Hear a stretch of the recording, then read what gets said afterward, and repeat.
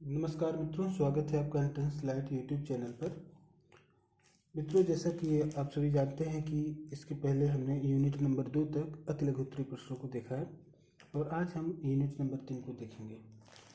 दोस्तों, ये जो आपकी क्लास चल रही है एमए जियोग्राफी फर्स्ट सेमेस्टर के पेपर नंबर 3 की क्लास है, जिसका नाम है भारत का भूगोल। भारत का भूगोल एक ऐसा टॉपिक है जो लगभग सभी प्रतियोगी परीक्षाओं के लिए भी महत्वपूर्ण है। तो दोनों लिहाज से, चाहे आप एमए फर्स्ट सेमेस्टर का एग्ज़ाम दे रहे हैं, चाहे आप प्रतियोगी परीक्षाओं की तैयारी कर रहे हैं, दोनों में इसका बहुत ज़्यादा महत्व है। तो इस जो है टॉपिक को काफ़ी सीरियसली देखें।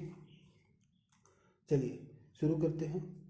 आज जो आपके सीरीज़ के जो प्रश्न हैं उन पर जो टॉपिक्स हैं उन पर चर्चा करेंगे। तो जैसे पहला है ग्रामीण अधिवास। तो ग्रामीण अधिवास क्या है?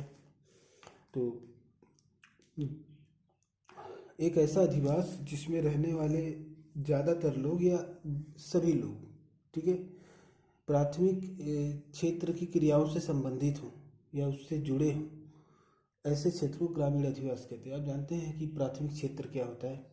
प्राथमिक क्षेत्र वो चीज़ होता है जो किसी भी वस्तु के उत्पादन की प्राथमिक इकाई होती है, जैसे कृषि और जैसे मत्स्य पालन, ठीक है, क्योंकि वो लोग प्रकृति से डायरेक्ट जुड़े होते हैं और इसलिए उसको प्राथमिक क्षेत्र कहते हैं। दूसरा है नगरीय अधिवास। नगरीय अधिवास क्या है? नगरों में अधिकांश जनसंख्या किस पे डिपेंड करती है? द्वितीयक सेक्टर पे डिपेंड करती है और तृतीयक सेक्टर पर, यानी सेकेंडरी और टर्सरी। तो द्वितीयक सेक्टर क्या है? देखिए, जो भी उत्पाद प्राथमिक क्षेत्र से लाए जाते हैं और जब उनका प्रोसेसिंग होता है तो द्वितीय क्षेत्र में होता है, ठीक है। जो प्लांट एंड मशीनरी और जो भी इंडस्ट्री लगी रहती है जिसमें प्राथमिक क्षेत्र की चीज़ों को मॉडिफाई किया जाता है, फॉर एग्जांपल अगर आलू की खेती किसी ने की तो वो क्या किया? वो प्राथमिक क्षेत्र में किया। फिर द्वितीय क्षेत्र में क्या होता है? द्वितीय क्षेत्र में आलू का चिप्स बनता है, ठीक है, किसी बड़े फैक्ट्री में, और उस चिप्स को गांव-गांव या शहर-शहर पहुंचाने का काम पैकेजिंग करके जिसके द्वारा किया जाता है वो क्या है? वो तृतीय क्षेत्र है। तृतीय क्षेत्र यानी सेवा का क्षेत्र है। तो नगरीय अधिवास में रहने वाले जो ज़्यादातर लोग होते हैं या अधिकांश लोग होते हैं वो द्वितीय अथवा तृतीय क्षेत्र से ही जुड़े होते हैं, ठीक है, क्योंकि प्राथमिक क्षेत्र की यहाँ पर कोई अवेलेबिलिटी नहीं है। तो ये नगरीय अधिवास की विशेषता हो गई। अब आपके सीरीज में जो दिया है उसको आप खुद ही पढ़ें, ठीक है। नगरों में अधिकांश जनसंख्या उद्योग, निर्माण कार्य, व्यापार, वाणिज्य, परिवहन एवं संचार तथा विभिन्न प्रकार की सेवाओं में संलग्न होती है और प्राथमिक क्रियाओं में महत्व अल्प या अल्पाय पाया जाता है। जो प्राथमिक क्रियाएं बहुत ही नगण्य होती हैं, मतलब कि कोई प्राथमिक क्षेत्र में लगा हो नगर में रह करके, ये बहुत ही अल्प मात्रा में ही है। नगरीय अधिवासों में द्वितीय, तृतीय एवं चतुर्थक क्रियाओं की प्रधानता होती है। नगरीय अधिवास ग्रामीण अधिवासों की तुलना में अधिक सघन बसे होते हैं और आकार में भी बड़े होते हैं। तो एक विशेषता यह भी है। ये जो प्राइमरी, सेकेंडरी और टर्सरी के आधार पर जो इनका डिवीज़न है वो तो है ही जनसंख्या के आधार पर ही। जैसे ग्रामीण अधिवासों में जनसंख्या कम होती है और नगरीय में बड़ी होती है, ठीक है। तो चलिए अगला देखते हैं। अगला हमारा प्रकीर्ण या एकाकी अधिवास, ठीक है। अत्यंत लघु आकार वाले ग्रामीण अधिवासों जिनमें गृहों की संख्या बहुत सीमित होती है, जैसे कि हमने देखा एक घर यहाँ, एक घर यहाँ, दूर दूर छिटका हुआ घर होता है। प्रकीर्ण का मतलब क्या होता है? स्कैटरिंग, यानी बिखरा हुआ। प्रकीर्ण का मतलब होता है बिखरा हुआ, यानी एक व्यक्ति ने घर खेत में बना लिया और उसको गांव वालों से कोई मतलब नहीं है। किसी ने और कहीं ट्यूबवेल के पास बना लिया, किसी ने नदी के किनारे बना लिया। गांव में कई है लेकिन सबका घर दूर दूर है, प्रकीर्ण अवस्था में, यानी बिखरी हुई अवस्था में। इसको प्रकीर्ण या एकाकी आवास कहते हैं, समूह में नहीं है, ठीक। अगला देखिए, एकत्रित या सघन अधिवास। जब सारे अधिवास एक साथ, यहाँ देखिए हमने गोल गोल छोटा छोटा बनाया है, ये अधिवास को दर्शाया। एक ही साथ जब बहुत सारे घने, मतलब कि सारे आवास बसे होते हैं तो उसे एकत्रित या सघन अधिवास कहते हैं। ठीक है। अगला आपका टॉपिक है आयताकार या वर्गाकार अधिवास। ऐसे अधिवास का क्षेत्र जहाँ पर लोग इस तरह से बसे हों कि जो है ज़्यादातर वर्गाकार आकृति का निर्माण हो, जो गलियां हैं, जो रास्ते हैं, ठीक है, ये ज़्यादातर सीधे होते हैं, इस तरह से खड़े लाइन में होते हैं, तो इसको आयताकार या वर्गाकार अधिवास कहा जाता है। अगला है रेखी प्रतिरूप। भाई रेखी प्रतिरूप क्या है? तो रेखी का मतलब क्या है? एक लाइन। ठीक है। अब देखिए जब कहीं नहर आपने देखी कि नहर के किनारे लोग बसे होते हैं इस तरह से, या नदी के किनारे किनारे लोग बस जाते हैं, सड़क के किनारे किनारे लोग बस जाते हैं, ऐसे अधिवास के प्रतिरूप को क्या कहते हैं? रेखी प्रतिरूप कहते हैं। ठीक है। अगला है शतरंजी प्रतिरूप। तो इसमें जो है यहाँ पर हमने फिगर बना दिया है। आपने शतरंज अगर देखा होगा तो आप समझ गए होंगे, इसमें ज़्यादा कठिन कोई काम नहीं समझना। ठीक है। इसे चौकोर पट्टी प्रतिरूप भी कहते हैं। समतल मैदानी भागों में इस प्रकार के ग्राम देखे जा सकते हैं। इनमें समांतर गलियों को अन्य समांतर गलियां लंबवत काटती हैं। जैसे ये दो समांतर गलियां हैं और अन्य जो भी समांतर गलियां हैं इनको लंबवत काट रही हैं, 90 डिग्री पर काट रही हैं इनको। ठीक है। तो ऐसे अधिवास को आप शतरंजी प्रतिरूप भी कहते हैं। चलिए आगे बढ़ते हैं। अगला हमारा क्या है? देखिए वृत्ताकार या आयताकार प्रतिरूप। ठीक है। वृत्ताकार या अंडाकार प्रतिरूप, वृत्ताकार या अंडाकार प्रतिरूप। तो देखिए जब भी कोई ऐसा रुकावट है और जो भी अंडाकार हो या वृत्ताकार हो, उसके किनारे किनारे लोग बस जाते हैं। ठीक है। अधिवास मतलब जनसंख्या बस जाती है, तो ऐसे अधिवास वाले क्षेत्र को क्या कहते हैं? वृत्ताकार अधिवास कहते हैं। जैसे फॉर एग्जांपल यहाँ पर कोई तालाब हो, तालाब के किनारे किनारे घर बन गए हों, तो ऐसे क्षेत्र को वृत्ताकार अधिवास कहते हैं या अंडाकार अधिवास। ये दो टाइप के होते हैं, एक नाभिकीय ग्राम होता है, दूसरा निहारकीय ग्राम होता है। नाभिकीय ग्राम क्या होता है दोस्तों?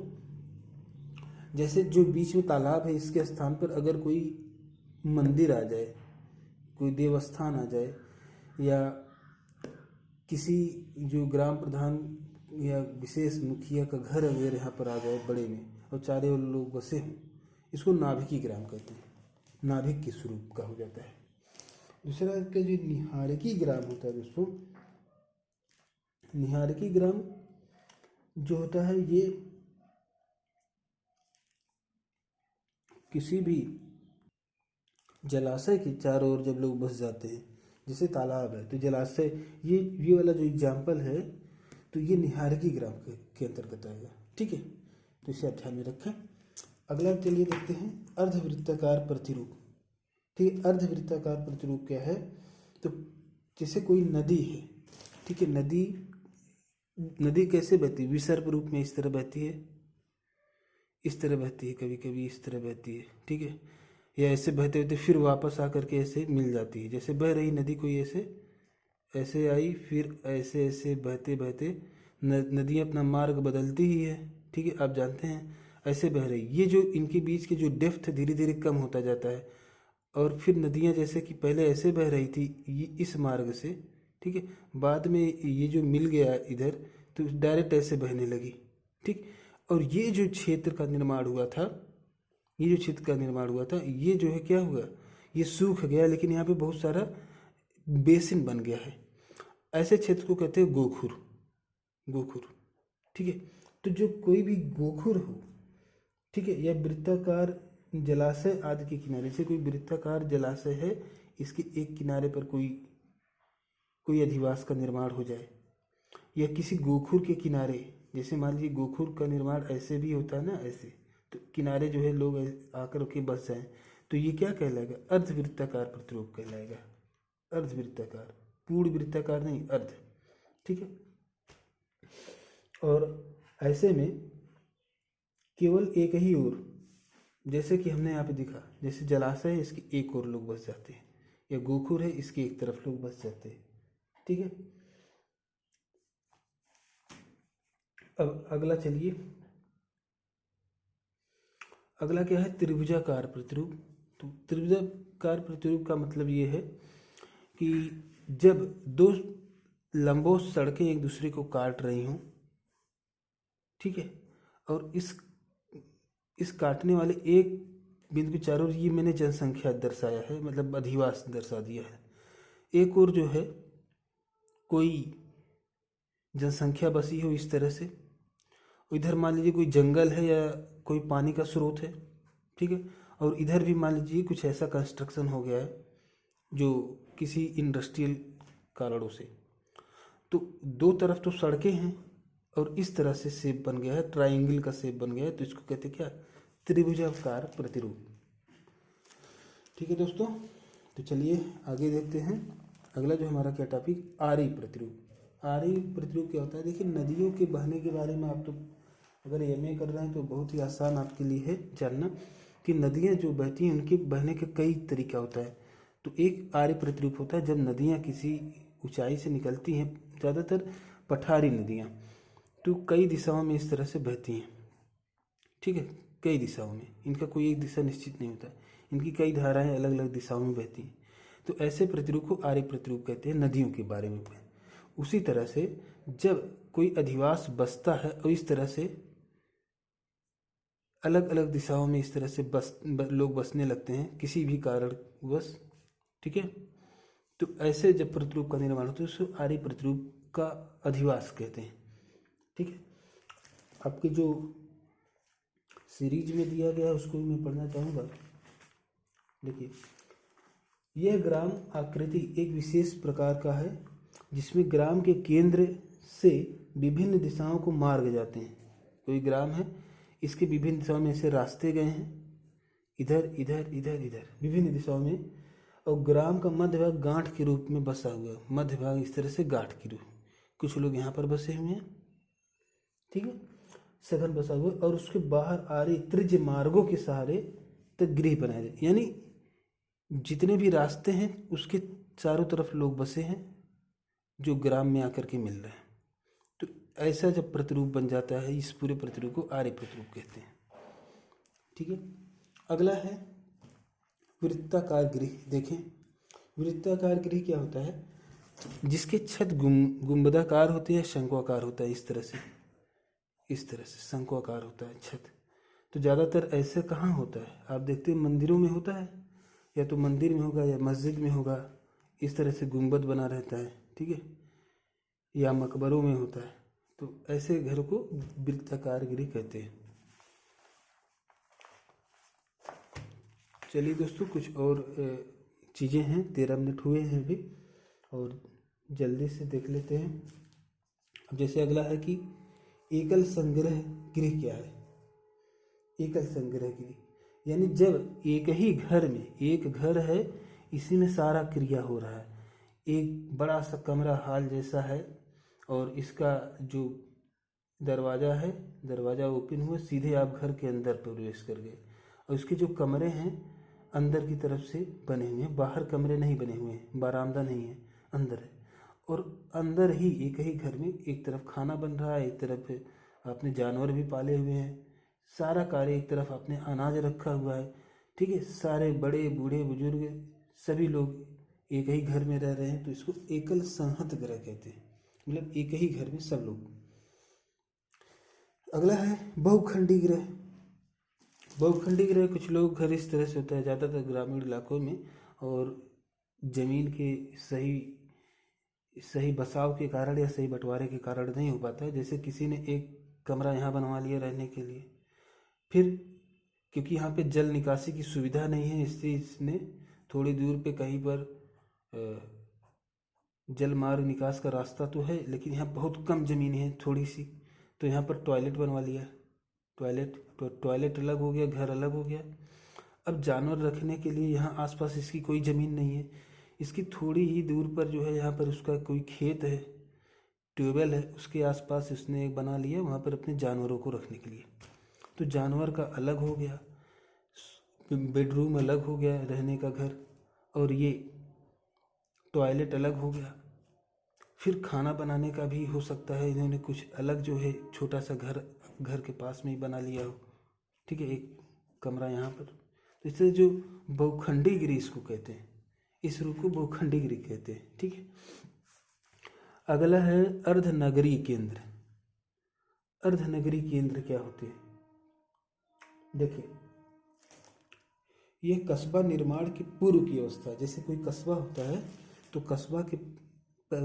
कस्बा का पूर्व अवस्था अर्धनगरीय केंद्र कहलाता है। इसमें क्या क्या चीज़ें होती हैं? ऐसे अधिवास में ग्रामीण और नगरीय दोनों विशेषताएं पाई जाती हैं, ठीक है। इसका आकार जो है पूरी तरह से नगरीय या कस्बा की तुलना में छोटा होता है, लेकिन बहुत सारी सुविधाएं जो नगरों में मिलती हैं वो यहाँ पर देखी जाती हैं, ठीक है। तो एक तरह से कहते हैं कस्बे के विकास की एक पूर्व अवस्था होती है अर्धनगरीय केंद्र, ठीक। इसको ग्राम नगरी भी कहते हैं, बाजार नगर भी कहते हैं। जैसे कोई मार्केट है आपके, अगर आप गांव से हैं तो आपके आसपास की कोई मार्केट है तो थोड़ा डेवलप कर रही है, उसको आप इसमें रख सकते हैं। कस्बा या टाउन, तो कस्बा जैसे कोई भी अर्धनगरी जब थोड़ा और ज़्यादा डेवलप हो जाता है तो ये कस्बे का रूप ले लेता है। इसमें नगर की लगभग 90% सुविधाएं मौजूद होती हैं, नगर पालिका मौजूद होता है, ये सारी विशेषताएं होती है इसकी। इसमें और भी ज़्यादा सुधार होता है तो ये शहर या सिटी कहलाता है, ठीक है। शहर या सिटी, कस्बा से बड़ी नगरीय इकाई को शहर कहते हैं और जनसंख्या भी इसकी ज़्यादा होती है, ठीक है। अब भारत में अगर कहें 5000 से ज़्यादा जनसंख्या वाले अधिवास हैं, 5000 से अधिक जनसंख्या वाले अधिवास को कस्बा माना जाता है। 5000, ठीक है। और शहर या सिटी की बात करें तो कम से कम 1 लाख जनसंख्या अगर है तो ये सिटी बन गया। और सिर्फ 1 लाख जनसंख्या होना अनिवार्य नहीं है, इसके साथ साथ इसमें नगरीय सुविधाएं भी आनी चाहिए, तो ये सिटी कहलाएगा या शहर। उसके बाद आगे महानगर। महानगर की जनसंख्या और भी ज़्यादा हो जाती है, ठीक है। 10 लाख है, 10 लाख प्लस जनसंख्या है तो ये महानगर कहलाएगी, ठीक है। 10 लाख नगर या मिलियन सिटी कहते हैं, क्योंकि 10 लाख को 1 मिलियन कहते हैं, इसलिए इसको मिलियन सिटी भी कहते हैं। New York, London, Tokyo, Shanghai, Mumbai, Kolkata, Delhi, Chennai आदि इसके विशिष्ट एग्जाम्पल हैं। अगला आपका सन नगर। ये सन नगर क्या होता है? सतत एवं नगरीकृत क्षेत्र जिसकी उत्पत्ति बाहरी विस्तार के परिणाम स्वरूप कई नगरों के परस्पर मिल जाने के कारण होती है। यह जनसंख्या आकार नहीं बल्कि क्षेत्रीय विस्तार को प्रकट करती है। इसका शाब्दिक अर्थ होता है सतत नगरीकरण। तो देखिए,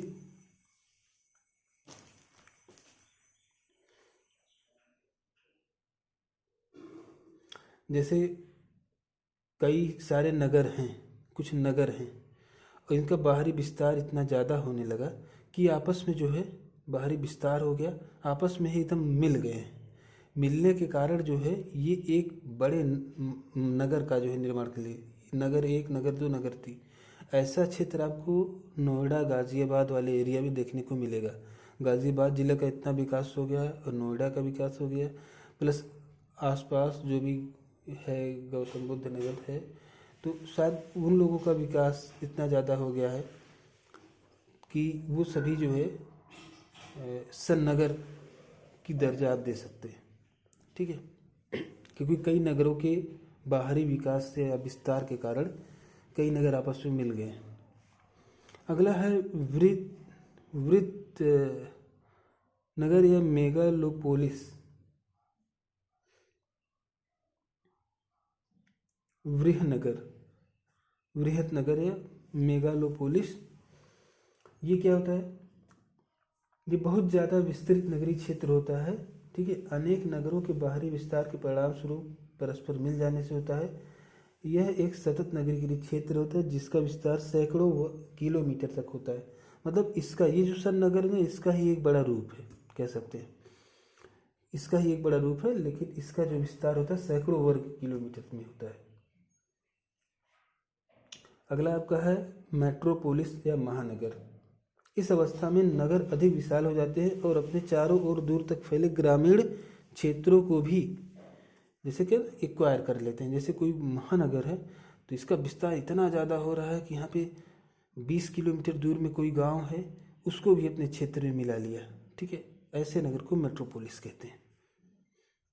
अगला है हंसोन्मुखी नगर, टायरेनेपोलिस। ह्रासोन्मुखी, जो ह्रास की तरफ उन्मुख होते हैं। इस अवस्था में नगर अनेक आर्थिक, सामाजिक और राजनीतिक समस्याओं से ग्रस्त रहते हैं। देखिए ना, ह्रास, ह्रास मतलब क्या होता है? डिक्लाइन, डिक्लाइन, किसी चीज का विनाश। तो जब सामाजिक, आर्थिक और राजनीतिक समस्याओं से ग्रस्त होता है ऐसी व्यवस्था और शिथिल हो जाता है और बहुत सारे संकट आ जाते हैं, तो यहाँ के लोग जो है इसको छोड़ करके भागने लगते हैं।